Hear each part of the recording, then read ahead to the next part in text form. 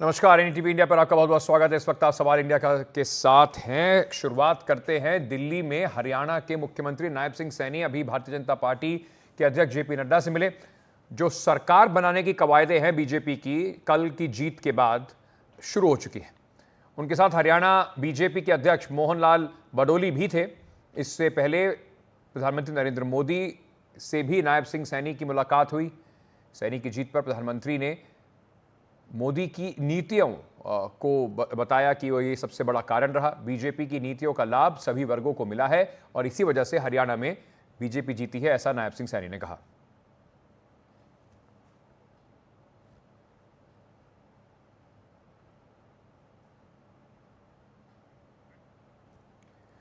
वहीं इस मुलाकात के बाद प्रधानमंत्री मोदी ने नायब सिंह सैनी के साथ अपनी तस्वीर को टैग करते हुए ट्वीट किया और उन्होंने कहा कि हरियाणा के मुख्यमंत्री नायब सिंह सैनी जी से मिला और विधानसभा चुनाव में भाजपा को मिली ऐतिहासिक जीत के लिए उन्हें बधाई और शुभकामनाएं दी। मुझे विश्वास है कि विकसित भारत के संकल्प में हरियाणा की भूमिका और महत्वपूर्ण होने जा रही है।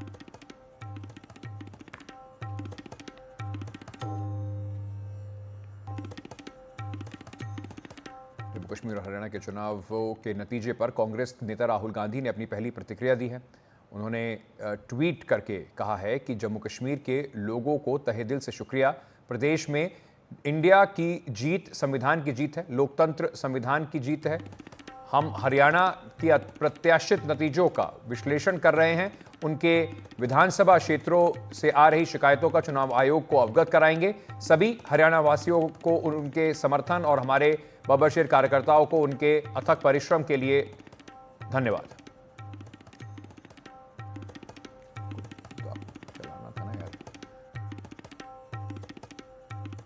वहीं हरियाणा की जीत पर केंद्रीय मंत्री और हरियाणा के पूर्व मुख्यमंत्री एमएल खट्टर ने कहा कि इन चुनावों में साइलेंट वोटर ने जमकर वोट किया। साथ ही उन्होंने ये भी कहा कि ये मोदी की नीतियों की जीत है। लोगों के मन को भाने वाले इस प्रकार का जो रिजल्ट दिया है और साइलेंट वोटर जो है इसमें बहुत बड़ी भूमिका निभाई है उसने, क्योंकि वोकल वोटर तो हमेशा मीडिया में इधर उधर जा करके या जाके एजेंसियों को अपनी बात बताता है, साइलेंट वोटर को भी बताता नहीं है।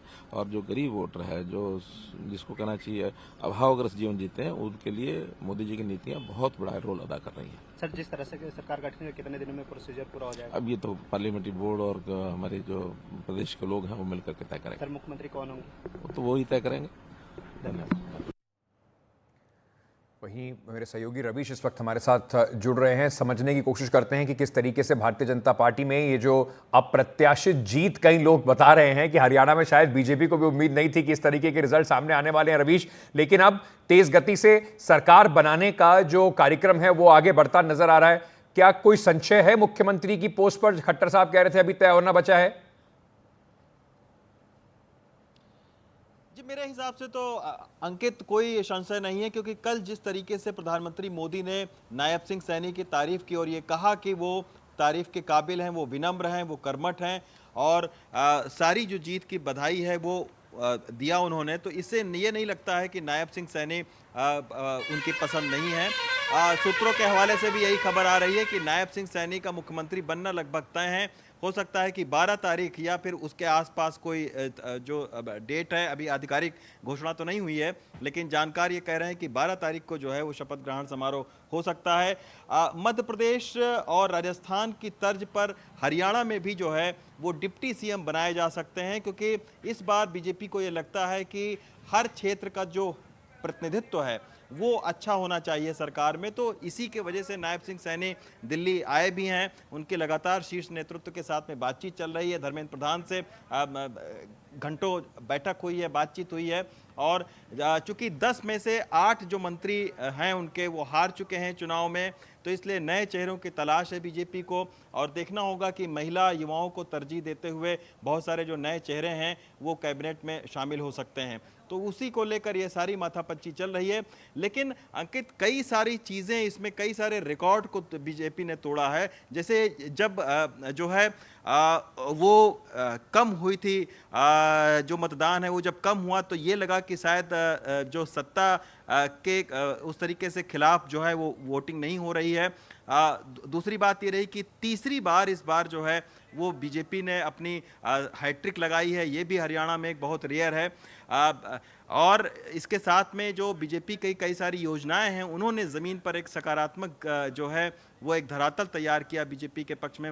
मसलन बिना खर्ची बिना पर्ची की जो योजना है उसकी सबसे ज़्यादा चर्चा रही। तो ये कहीं ना कहीं एक कांग्रेस के लिए एक बड़ा सेटबैक रहा और निश्चित तौर पर ये कांग्रेस से ज़्यादा भूपेंद्र सिंह हुड्डा की ये हार समझी जा रही है।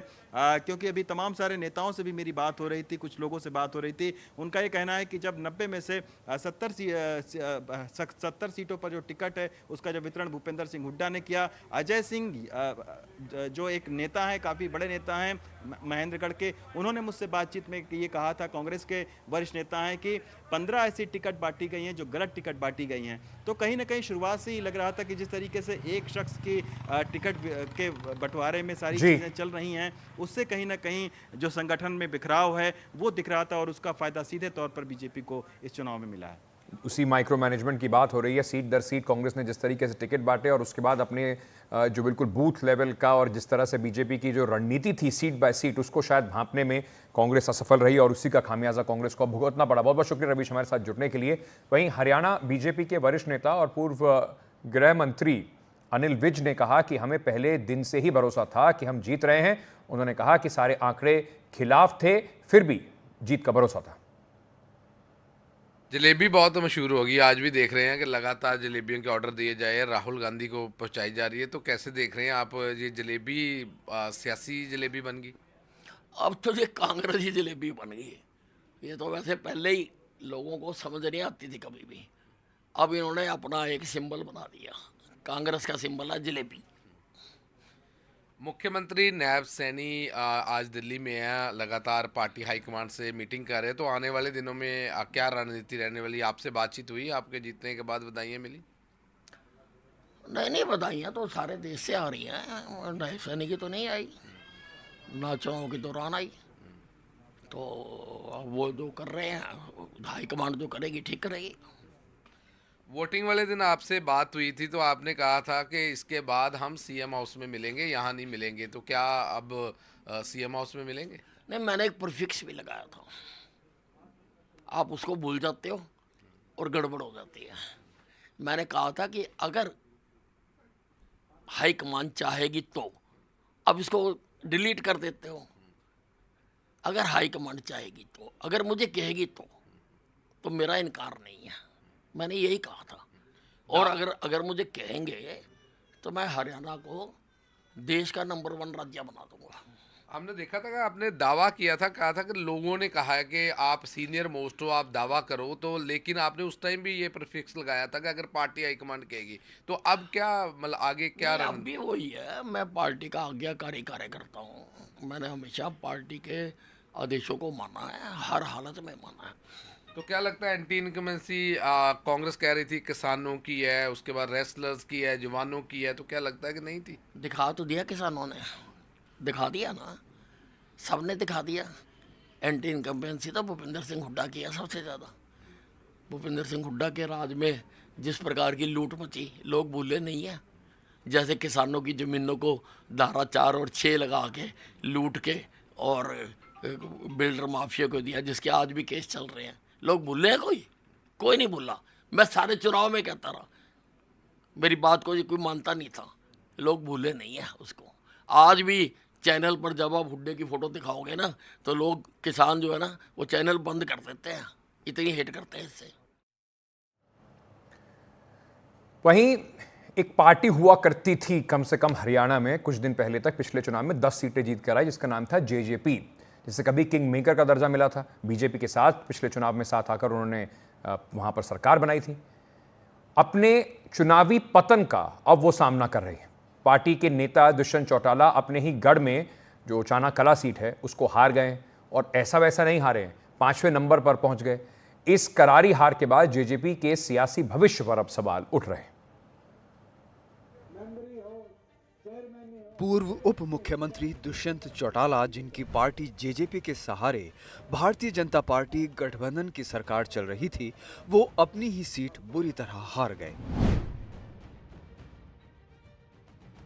पिछले चुनावों में जहां दुष्यंत चौटाला को 92,000 से ज्यादा वोट मिले थे, वो इस बार 8,000 वोट भी नहीं पा सके। उनकी सीट उचाना कला से बीजेपी के देवेंद्र चतुर्भुज अत्री ने कांग्रेस के उम्मीदवार को महज 32 वोटों से हराकर जीत हासिल की। दुष्यंत चौटाला 5वें नंबर पर रहे और जमानत जब्त हो गई। बीजेपी का दामन छोड़कर आजाद समाज पार्टी के साथ चुनाव लड़ना उन्हें और उनकी पार्टी को महंगा पड़ा। पिछली बार जहां उनकी पार्टी अकेले दम पर 10 सीटें लाकर भारतीय जनता पार्टी की बैसाखी बनी थी, इस बार वो एक भी सीट नहीं जीत पाई। जीतना तो बहुत दूर की बात, जेजेपी एएसपी गठबंधन ने हरियाणा में 90 में से 78 सीटों पर अपने उम्मीदवार खड़े किए थे, जिनमें से एक को छोड़कर बाकी सभी 77 उम्मीदवारों की जमानतें तक जब्त हो गईं। शायद इसी को कहते हैं ना माया मिली ना राम। पहले जेजेपी सरकार से अलग हुई और अब जनता ने उसे घर पर बैठा दिया। बड़ी उम्मीदों के साथ दुष्यंत चौटाला ने उप मुख्यमंत्री पद छोड़ा, लेकिन पहले कई साथी विधायक पार्टी का साथ छोड़ दिए और अब विधानसभा चुनाव में तो खाता भी नहीं खुला। ब्यूरो रिपोर्ट के साथ राजीव रंजन, एनडीटीवी इंडिया।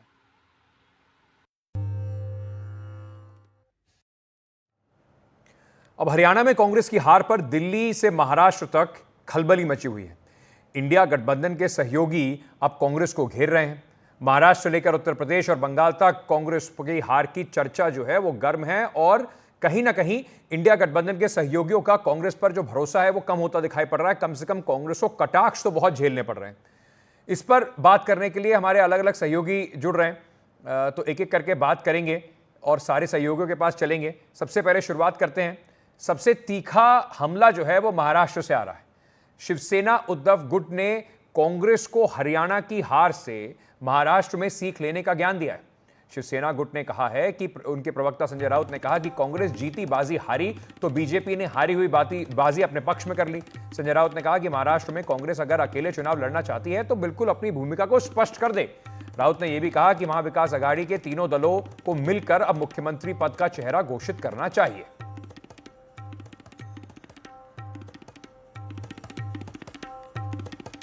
हरियाणा में इंडिया गठबंधन नहीं बन पाया क्योंकि वहां कांग्रेस को लगता था कि बस हम अपने ताकत पर, अपने बलबूते पर जीतेंगे तो सत्ता में और कोई भागीदार नहीं चाहिए। तो हमारे जो मित्र है हुड्डा जी या कांग्रेस के नेता है, उनको लगा कि हम ही जीतेंगे। अगर समाजवादी पार्टी है अखिलेश जी की, आप है केजरीवाल साहब के नेतृत्व में, हमारे जैसे छोटे छोटे दल है, हमारे खाते में 1-2 सीटें आ जाती तो जरूर ये जो चित्र है, ये निर्णय है जो जनता ने दिया, उसमें जरूर बदलाव होता। मैं ये मानता हूँ कि भारतीय जनता पार्टी ने जो चुनाव लड़ा है वो बहुत ही बेहतरीन तरीके से लड़ा है। हारी हुई बाजी बीजेपी ने जीत ली, ये मान्य करना पड़ेगा। हरियाणा और महाराष्ट्र ये दोनों राज्यों की राजकीय भूमिका अलग है। महाराष्ट्र में शाहू फुले अम्बेडकर विचारधारा है और महाराष्ट्र लोकसभा में भी जिस तरह से प्रदर्शन यहाँ पर हमारा हुआ था, उससे अच्छा बेहतर प्रदर्शन हमारा महाविकास आघाड़ी का महाराष्ट्र में होगा। संजय राउत और शिवसेना ने कांग्रेस को जिम्मेदार ठहराने की कोशिश की है कहीं न कहीं, और कांग्रेस वजह से हार हुई है। कांग्रेस को अपनी हैसियत समझ लेनी चाहिए। कौन से आधार पे उनने लिखा है क्या है, महाराष्ट्र में ऐसा कुछ नहीं है।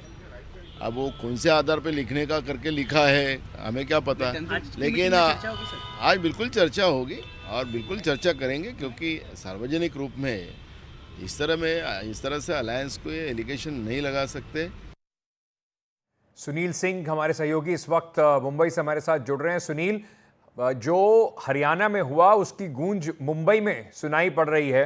कहीं ना कहीं कांग्रेस का एक जो बिग ब्रदर एटीट्यूड की जो बात होती है, मौका मिल गया है अब शिवसेना को और बाकी उनके घटक दलों को कि कांग्रेस को कम से कम वहां पर उनके ऊपर दबाव बनाया जा सके। बिल्कुल अंकित, महाविकास आघाड़ी में खास करके शिवसेना यूबीटी को मौका मिल गया है क्योंकि लोकसभा परिणाम जो आया था उससे कहीं न कहीं कांग्रेस अपने आप को बड़ा भाई महाराष्ट्र में बता रही थी और मुंबई में जहाँ की शिवसेना बहुत ज़्यादा मजबूत है यूबीटी, उसके बावजूद जो है कि यहाँ पर भी सीटें लेने का ज़्यादा दबाव बना रही है। और ख़ास करके शिवसेना यूबीटी जब भी बात करती कि सीएम का कोई चेहरा लाओ, तब कांग्रेस और एनसीपी उसे निरस्त कर देते थे, उसको मना कर देते थे। तो इस बात को लेकर जो एक तरह से दबाव में थी यूबीटी, अब उसको बोलने का मौका मिल गया। उसका फ़ायदा उठाते यही हुए वही शिवसेना यूबीटी ने पहले सामना के संपादकीय में इस बात का उल्लेख किया कि कांग्रेस को सीख लेना चाहिए, क्योंकि कांग्रेस जो ऐसी पार्टी है जो कि हारी हुई बाजी, जीती हुई बाजी भी हार जाती है, तो उसे सीखने की जरूरत है। वो अति आत्मविश्वास में हरियाणा में चले गई, जिसका परिणाम हुआ कि वो हार गई। वो अपने आप को ही बहुत ग्रेट समझती है। छोटी पार्टियां जो उसे गठबंधन में साथ में आना चाहती है उनको नहीं लेती है। तो एक बहुत तीखा हमला दरअसल उन्होंने बोला है। हालांकि कांग्रेस के प्रदेश अध्यक्ष नाना पटोले ने उसी शब्दों में भी जवाब दिया। उन्होंने कहा, उस पर ऐतराज़ जताया, आपत्ति जताई और उन्होंने कहा कि हम पूछेंगे संजय राउत से कि किस आधार पर उन्होंने बात की, उसके किस तथ्यों के आधार पर बात की है। बहरहाल 12 बजे मीटिंग शुरू हुई थी। सभी संजय राउत और नाना पटोले दोनों अभी वाईबी चौहान सेंटर में हैं। दोनों का बाहर आना बाकी है। बाहर आने के बाद हमें पता चलेगा कि क्या अंदर किस खाने की बातें हुई। लेकिन इतना जरूर है कि महाविकास आघाड़ी में जो कल तक सब कुछ ठीक था, मनोबल बढ़ा हुआ था, एक तो उनका मनोबल भी गिर गया है हरियाणा के चुनाव में बीजेपी के जीत से, और दूसरी तरफ अंदर अंदर तकरार भी बढ़ रही है। बिल्कुल, तकरार भी बढ़ रही है, मनोबल भी गिरा है और बीजेपी को, जिसको अंग्रेजी में शॉट इन द आर्म कहते हैं, यानी कि एक बूस्टर डोज जरूर मिली है। बहुत बहुत शुक्रिया सुनील हमारे साथ जुड़ने के लिए। अब मुंबई से आइए, आपको दिल्ली ले चलते हैं। आम आदमी पार्टी और कांग्रेस के बीच में बड़ी बातें चली हरियाणा को लेकर, बड़ा कोशिश करी आम आदमी पार्टी ने कुछ सीटें हमको मिल जाएं, बात बनी नहीं। तो अब दिल्ली के पूर्व मुख्यमंत्री अरविंद केजरीवाल ने हरियाणा चुनाव पर अपनी टिप्पणी देते हुए कहा कि किसी भी चुनाव को हल्के में नहीं लेना चाहिए। नसीहत कांग्रेस की तरफ थी और कहा कि सबसे बड़ी सीख यह है कि अति आत्मविश्वास ना बने। हर चुनाव कठिन होता है, हर सीट पर कड़ा मुकाबला होता है, जिसके लिए कड़ी मेहनत की जरूरत है। कांग्रेस को नसीहत देते नजर आए। पहली चीज तो किसी भी चुनाव को हल्के में नहीं लेना चाहिए। अभी तो पता नहीं नतीजे क्या हैं, लेकिन आज के चुनाव से सबसे बड़ी सबक यही है कि ओवर कॉन्फिडेंस मत करना कभी भी। किसी भी चुनाव को हल्के में नहीं लेना चाहिए। हर चुनाव कठिन होता है, हर चुनाव में हर सीट कठिन होती है, मेहनत करनी है। वहीं आम आदमी पार्टी के सांसद राघव चड्ढा, जो कांग्रेस के साथ जो गठबंधन की बातचीत कर रहे थे, उन्होंने भी ट्वीट करके कांग्रेस पर निशाना साधा है। चलिए सीधे चलते हैं, हमारे सहयोगी दिल्ली से शुभांग ठाकुर जुड़ रहे हैं। शुभांग, तो उम्मीद क्या जताई जाए? कांग्रेस पर जो तीखे वार आम आदमी पार्टी कर रही है, साथ ही साथ आम आदमी पार्टी के जो नेता हैं वो भी कह रहे हैं दिल्ली में हम चुनाव अकेले लड़ेंगे, तो क्या इंडिया गठबंधन का जो दोनों में समन्वय था खत्म मान लें?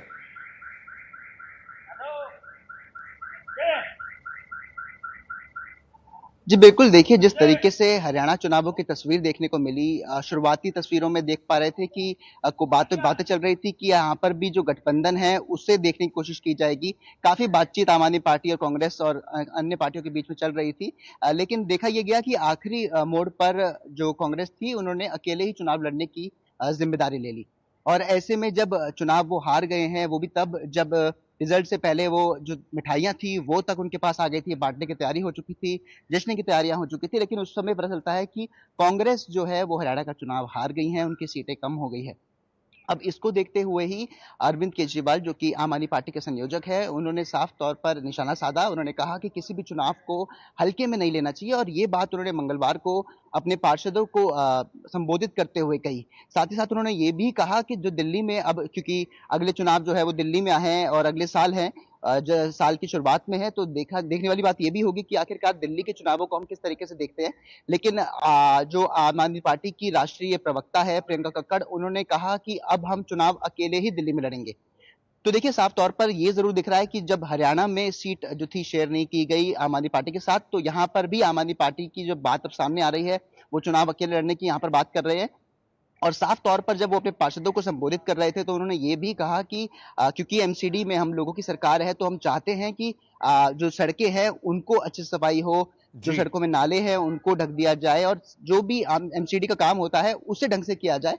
साथ ही अरविंद केजरीवाल ने बीजेपी पर भी निशाना साधा। उन्होंने कहा कि जब मेरे को जेल में रखा गया था उस दौरान कई हमारे 10 पार्षद थे जिन्हें जो पार्टी छोड़ के चले गए। साथ ही साथ उन्होंने ये भी कहा कि 3 ऐसे एमएलए भी थे जो उनका साथ छोड़ के चले गए, लेकिन उनका ये कहना था सभी को, वो उस समय बात करते हुए ये कह रहे थे कि एक दूसरे से लड़ाई ना करें, एमएलए के साथ भी आप अच्छी बातचीत रखें और उसके बाद हमारा काम ये है कि हम लोगों को जो है अच्छी सुविधा दे सके, सड़कें साफ दे सके और उसके बाद उस पर हम चुनाव लड़े, अपने काम पर चुनाव लड़े। जी बहुत बहुत शुक्रिया शुभांग हमारे साथ जुड़ने के लिए। आगे बढ़ते हैं।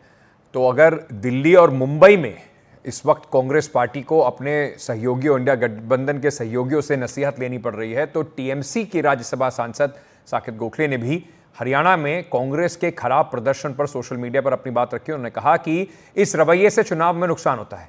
अगर हमें लगता है कि हम जीत रहे हैं तो हम किसी क्षेत्रीय पार्टी को जगह नहीं देंगे, लेकिन जिन राज्यों में हम पिछड़ रहे हैं वहां क्षेत्रीय दलों को हम समायोजित करना होगा। अहंकार, आधिकारिकता और क्षेत्रीय दलों को नीची दृष्टि से देखना विनाश का नुस्खा है। प्रशांत हमारे सहयोगी इस वक्त हमारे साथ जुड़ रहे हैं। प्रशांत, टीएमसी की अगर बात करें तो कांग्रेस पार्टी के साथ इंडिया गठबंधन में रहते हुए भी 2024 का चुनाव उन्होंने कहा था कि हम वेस्ट बंगाल में अलग अलग लड़ेंगे। तो टीएमसी और कांग्रेस का जो थोड़ा समन्वय है वो पहले से ही बिगड़ा हुआ है, लेकिन हर घटक दल को अब मौका मिल गया है कांग्रेस को आईना दिखाने का।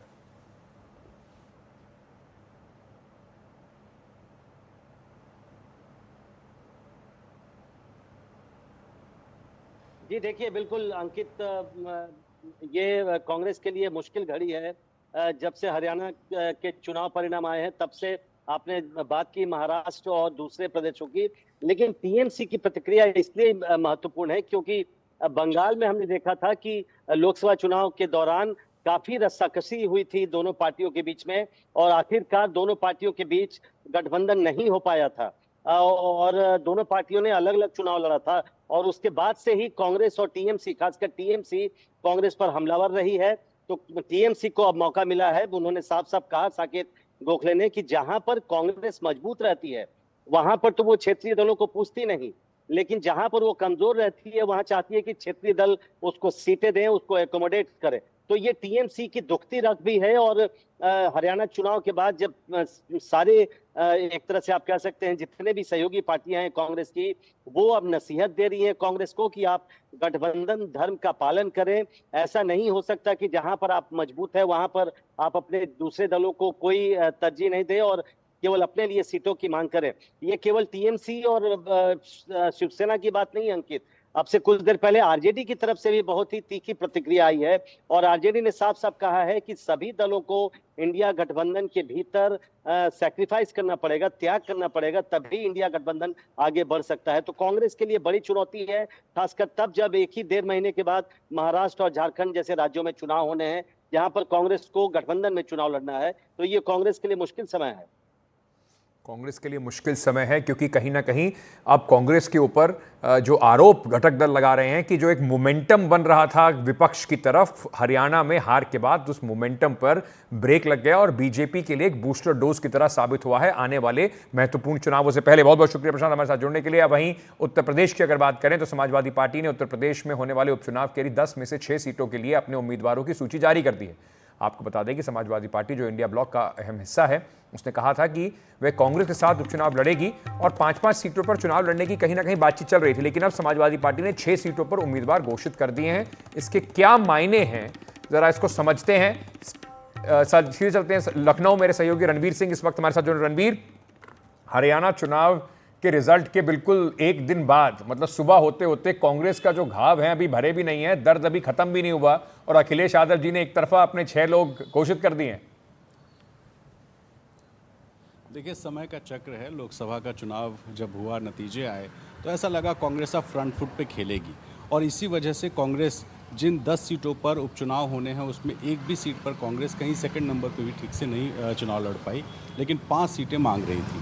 हरियाणा में माहौल ऐसा था कि कांग्रेस जीत रही है और इस वजह से कांग्रेस यहाँ पे फ्रंट फुट पे थी, लेकिन नतीजे आए, झटका लगा और सहयोगियों ने टाइमिंग भाप ली। यही वजह है और यही वक्त है जब कांग्रेस पार्टी को एक झटका देना है, क्योंकि लोकसभा चुनाव में जब जो कांग्रेस पार्टी पिछले 2 लोकसभा चुनावों में 2 और 1 सीट पर सिमटी हुई थी 80 में, उसने कहा कि हमें साहब 25 और या 30 सीटें चाहिए। समाजवादी पार्टी ने किसी तरह करते आखिर में 17 सीटों पर सहमति जताई थी और 63 पे खुद सपा लड़ी और 17 पर कांग्रेस लड़े। गठबंधन का नतीजा ये हुआ कि बीजेपी 33 सीटों पर सिमट गई और समाजवादी पार्टी 37 और कांग्रेस को 6 सीटें मिली लोकसभा में। और उपचुनाव में भी माना जा रहा था कि कांग्रेस के दबाव की वजह से कुछ सीटें बढ़ सकती हैं, लेकिन जैसे ही नतीजे आए अखिलेश यादव ने प्रेशर पॉलिटिक्स के तहत 10 में से 6 सीटों पर अपने प्रत्याशी घोषित कर दिए। 4 सीटें जो बची हैं वो पश्चिमी उत्तर प्रदेश की हैं, जिसमें गाजियाबाद सदर है, कुंदरकी है, खैर है और मीरापुर है। इन 4 सीटों को छोड़ करके अपनी खुद की करहल, मिल्कीपुर जो अयोध्या में है, कटेहरी जो अम्बेडकर नगर में है, मझवा और इसके अलावा जो छठी सीट है, इन 6 सीटों पर समाजवादी पार्टी ने अपने अपने प्रत्याशी घोषित करके ये बता दिया कि साहब अगर गठबंधन में रहना है तो आपको अब हमारी भी शर्तें माननी होंगी, क्योंकि जब हम हरियाणा में आपसे 2 सीटें मांग रहे थे 90 में, तो आपने कहा कि समाजवादी पार्टी का कोई जनाधार नहीं है, इसलिए हम उसको सीट नहीं देंगे। अब जब बात उत्तर प्रदेश की होगी तो जनाधार का ही बात यहाँ भी उठाई जाएगी। ये भी कहा जाएगा कि कांग्रेस खुद अपना अस्तित्व जब तलाश रही है, उसके पास कोई कोर वोट बैंक नहीं है। ऐसे में जिस जनाधार के आधार पे उसने हरियाणा में समाजवादी पार्टी को 2 सीटें नहीं दी, तो अब उत्तर प्रदेश की जब बारी आएगी तो हम भी अपने हिसाब से अब पॉलिसी मैटर्स पे फैसले लेंगे और इसी वजह से अखिलेश यादव ने ये फैसला लिया है। अब मज़ेदार ये होगा कि महाराष्ट्र में क्या समाजवादी पार्टी को कांग्रेस कुछ देगी या वहाँ भी अकेले कांग्रेस बिना समाजवादी पार्टी के जाएगी, ये देखना रोचक होगा। वहाँ पर 2 और घटक दल साथ में हैं, पहले उनसे जो रस्साकशी है वो पूरी हो जाए तो शायद समाजवादी पार्टी का नंबर आएगा वहाँ पर। बहुत बहुत शुक्रिया रणवीर हमारे साथ जुड़ने के लिए।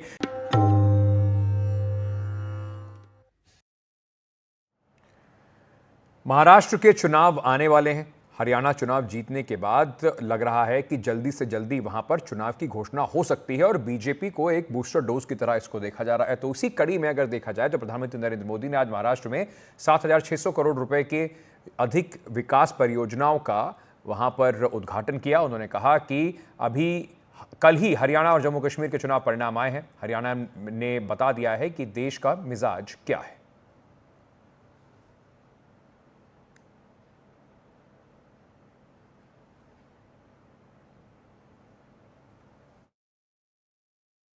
कांग्रेस हमेशा बांटो और सत्ता पाओ के फॉर्मूले पर चली है। कांग्रेस ने बार बार ये सिद्ध किया है कि वो एक गैर जिम्मेदार दल बन गया है। वो अभी भी देश को बांटने के लिए नए नए नैरेटिव गढ़ रही है। कांग्रेस समाज को बांटने का फॉर्मूला लाती रहती है। कांग्रेस देश के मतदाताओं को गुमराह करने से बाज नहीं आ रही। कांग्रेस का फॉर्मूला साफ है कि मुसलमानों को डराते रहो, उनको भय दिखाओ, उनको वोट बैंक के कन्वर्ट करो और वोट बैंक को मजबूत करो।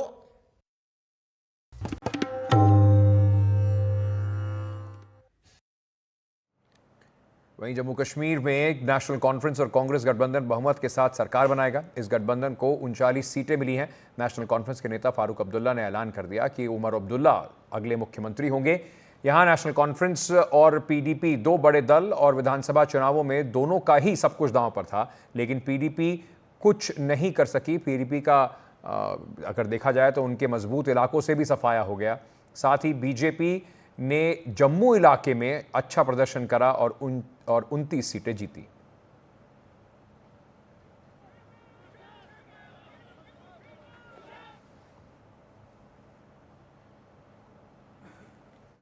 हमने कभी ये नहीं कहा कि हम 370 पे खामोश रहेंगे या 370 हमारे लिए अब मुद्दा रहा नहीं, लेकिन हम लोगों को बेवकूफ़ बनाने के लिए भी तैयार नहीं है। मैंने बार बार आप लोगों से कहा है इस इलेक्शन से पहले भी कि उन लोगों से उम्मीद करना जिन लोगों ने 370 हमसे लिया कि हम उन्हीं से वापस हासिल करेंगे, वो बेवकूफ़ी है। वो लोगों को धोखा देने के बराबर है। हम लोगों को धोखा देने के लिए तैयार नहीं है, लेकिन इस मुद्दे को हम जिंदा रखेंगे, इस पे हम बात करते रहेंगे और यह उम्मीद करेंगे कि आज नहीं तो कल मुल्क में हुकूमत बदलेगी निज़ाम बदल जाएगा।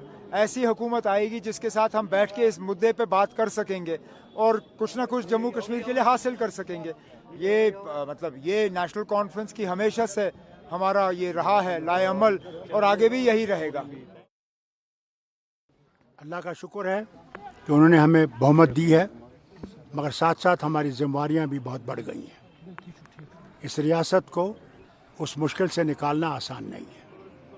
यहाँ बेरोज़गारी है, बदहाली है। मैं जम्मू के बारे में आपको बताऊं, मैं गया था जहाँ इनने बड़ी बहुमत से इनको वोट दिया है, मगर जम्मू की सड़कें देखिए आप, उस शहर की कहीं बत्ती नहीं जल रही थी। ये हाल है जम्मू का। जम्मू तो इनके, जिस तरह कायद-ए-आज़म कहते थे ना, कश्मीर मेरी जेब में है, बीजेपी ये समझती है कि जम्मू हमारी जेब में है। अल्लाह करे कि जम्मू के लोग ये समझ जाएं कि अगर उनकी जेब में आपने रहना है तो आप कभी आगे नहीं बढ़ोगे, आप कभी तरक्की नहीं करोगे। नफरत से निकलो और मोहब्बत की रस्सी को पकड़ो।